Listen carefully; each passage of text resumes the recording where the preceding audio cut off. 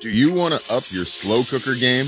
This is how you do it, my friends. You need to sear that shit.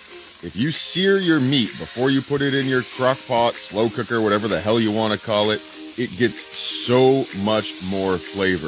Caramelizing the meat browns it, gets all this nice little crispy bits on it. It's called the Maillard reaction. That's probably some fancy term that the French came up with, or some guy named Maillard because he was like, oh, hey, when you put this in a pan on high heat, it makes a crusty, delicious outside. That's all that means. But then once you get that done, you just make your roast as normal. Cut up whatever the hell you need to, all your veggies and all that good shit. Here I'm chopping up some onions. Then I'm going to be squashing up some garlic. And I'm going to throw some carrots in there and some spices. You got to have all this good shit that goes in there normally in order to make good food. That's how this works, my friends. But the main start to it is that caramelization of the meat. That will up the game of your slow cooker so much. You have no idea. Adding my little spice collection in here.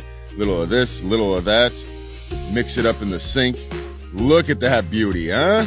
It looks so much better when you sear it. It doesn't look pale and disgusting. Look at that. I am so happy with this. Make a little bit of gravy with that juice that thing was swimming around in for a few hours. Serve it up with some acorn squash, and I call it dinner. Put a biscuit on that shit, baby, because that's how we do. You know it. Yeah, buddy. Ready for dinner. Up your game, guys. Up your game.